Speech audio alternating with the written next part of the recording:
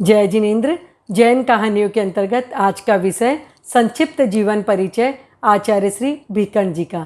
आचार्य श्री भीकन जी उस व्यक्तित्व का नाम है जिन्होंने चारित्रिक शिथिलता के लिए खुले मैदान में एक लड़ाई लड़ी। आचार्य भीकन जी उस व्यक्तित्व का नाम है जिन्होंने शुद्ध साधना के लिए एक रेखा पर चलने का संकल्प किया। आचार्य भीकन जी उस व्यक्तित्व का नाम है जिन्होंने सत्य के लिए मरने की तैयारी कर ली। तेरापंथ धर्म संघ के अनुशास्ता आचार्य भीकन जी श्रवण परंपरा के संवाहक थे। उनका जन्म विक्रम संवत 1783 आषाढ़ शुक्ला त्रयोदशी कंटालिया मारवाड़ राजस्थान में हुआ। उनके पिता का नाम था साहब बल्लू जी और माता का नाम दीपा बाई था। उनकी जाति ओसवाल और वंश संखलेचा था। बचपन से ही वो असाधारण प्रतिभा के धनी थे। बाल्य अवस्था में ही पिता का साया पुत्र के सर से उठ गया। समय बीतने लगा। तत्कालीन परंपरा के अनुसार उनका विवाह छोटी अवस्था में ही कर दिया गया। उनकी पत्नी का नाम सुगणी बाई था। पति पत्नी दोनों धार्मिक विचारों से ओतप्रोत थे। दोनों दीक्षा लेने के लिए उद्यत हुए, लेकिन नियति को कुछ और ही मंजूर था। पत्नी ने साथ छोड़ दिया भीकन जी का। अब तो वैराग्य की भावना और भी अधिक बलवती हो गई थी।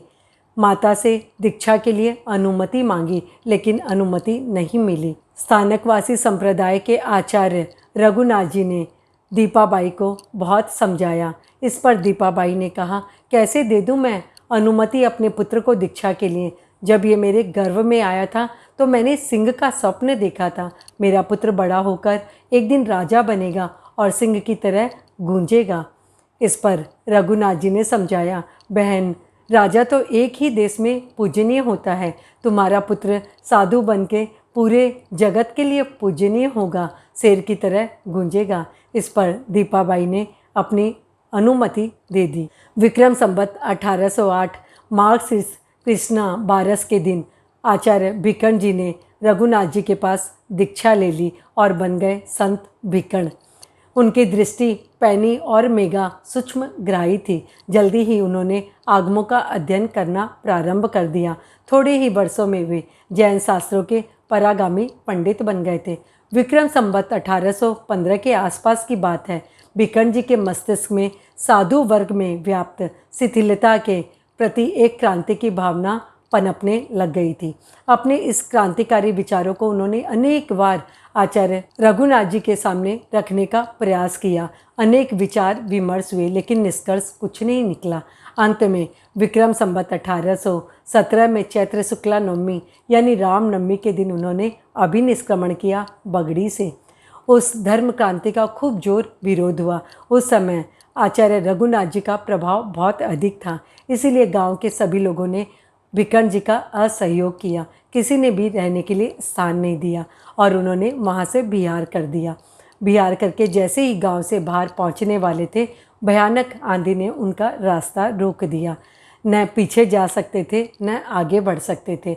अंत में उन्होंने गांव के बाहर शमशान भूमि में जैत सिंह जी की छत्रियों में स्थान ग्रहण किया। संघ बहिष्कार के साथ ही आचार्य भिक्षु के जीवन में जैसे विरोधों के पहाड़ ही टूट पड़े। वे लौह पुरुष थे। विरोधों के सामने तो उन्होंने झुकना सीखा ही नहीं था। सत्य के लिए अपने प्राण निछावर करने के लिए वे तैयार थे।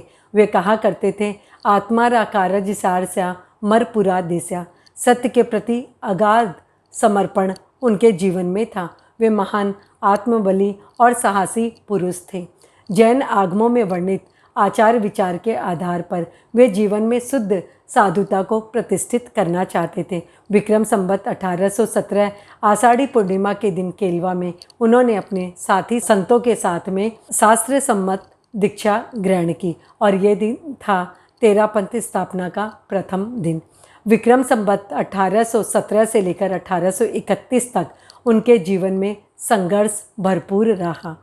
प्रारंभ के 5 वर्षों तक तो ऐसा कहा जाता है उन्हें भरपेट प्रतिदिन भोजन भी नहीं मिलता था और उस संघर्ष की बेला में उन्होंने अपने जीवन को साधना, तपस्या, शास्त्रों के गंभीर अध्ययन और संघ की भावी रूपरेखा बनाने में व्यतीत किया। विक्रम संवत 1832 में उन्होंने अपने प्रमुख शिष्य भारी मलजे को अपना उत्तराधिकारी नियुक्त किया और इसी वर्ष उन्होंने मर्यादा लिखनी भी प्रारंभ की। प्रथम मर्यादा उन्होंने इसी वर्ष मार्गशीर्ष कृष्णा सप्तमी को लिखी और मध्य में अनेक मर्यादाओं के द्वारा संघ को उन्होंने सुदृढ़ करना प्रारंभ कर दिया। अंतिम मर्यादा विक्रम संवत 1859 में माघ शुक्ला सप्तमी को लिखी थी। एक आचार्य में संघ की सारी शक्ति को केंद्रित करके उन्होंने सुदृढ़ धर्म संघ की नींव डाल दी थी। उन्होंने अपने अपने शिष्य शिष्या बनाने की परंपरा का विच्छेद कर दिया था और भावी आचार्य की नियुक्ति का भार भी उन्होंने वर्तमान आचार्य पर ही डाला। अभी वर्तमान में जो हम अनुशासित, मर्यादित और व्यवस्थित धर्मसंघ देख रहे हैं वे आचार्य भिक्षु की दूरदृष्टि की देन है। आचार्य भिक्षु ने अपने मौलिक चिंतन के आधार पर नए नए मूल्यों की स्थापना की। आचार्य भिक्षु की अहिंसा सार्वभौमिक थी। उन्होंने कहा, बड़े जीवों को जिलाने के लिए छोटे जीवों की हिंसा करना, यानी पंचेंद्रिय जीवों की रक्षा के लिए एकेंद्रिय जीवों के प्राणों को हरण करना, ये कभी शास्त्र सम्मत नहीं हो सकता। आध्यात्म और व्यवहार की भूमिका भी उनकी भिन्न थी। उन्होंने किसी भी विषय पर आध्यात्म और व्यवहार को एक तुला पर नहीं तोला। उन्होंने कहा, इन दोनों को मिला देना वैसे ही है जैसे तंबाकू और घी को मिला देना। दान और दया के विषय में लौकिक और लोकोत्तर भेद रेखा प्रस्तुत कर आचार्य भिक्षु ने जैन समाज में प्रचलित मान्यता के समक्ष अपना नया और मौलिक चिंतन प्रस्तुत किया। तत्कालीन समाज में सामाजिक सम्मान का मापदंड था दान और दया।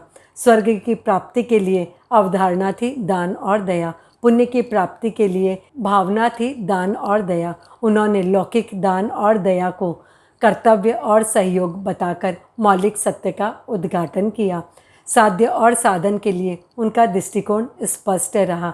उन्होंने कहा, शुद्ध साधन से ही शुद्ध साध्य की प्राप्ति हो सकती है। खून से सने वस्त्र को कभी खून से साफ नहीं किया जा सकता। उसी प्रकार हिंसाजनक प्रवृत्ति के द्वारा आध्यात्म के पावन लक्ष्य तक नहीं पहुंचा जा सकता। आचार्य भिक्षु एक कुशल विधिवेता थे, साथ में एक साहित्यकार, रचनाकार, कवि भी थे। उनकी रचनाओं में अधिकतर शुद्ध आचार, तत्व विश्लेषण और धर्मसंघ की मौलिक मर्यादाओं का निरूपण प्राप्त होता है।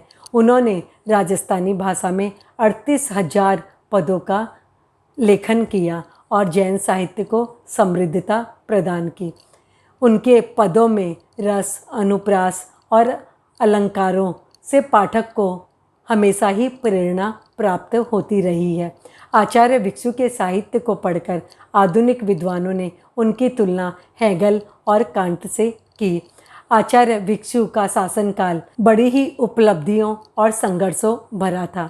उनके शासनकाल में 49 साधु और 56 साधुआं दीक्षित हुई। भाद्र शुक्ला त्रयोदशी के दिन 1860 में सिरियारी में उन्होंने समाधि मरण को प्राप्त किया और उस वक्त उनकी आयु से थी 77 वर्ष। आचार्य भिक्षु हम सबके लिए जीवन ज्योति बनकर जिए। उस ज्योति पुंज की ज्योति से आज भी तेरापंथ धर्मसंघ प्रकाशमान हो रहा है। तेरापंथ धर्मसंघ का जो रूप हम देख रहे हैं, जो उपलब्धि आज है, वो आचार्य भिक्षु के चिंतन की देन है। जय जिनेंद्र।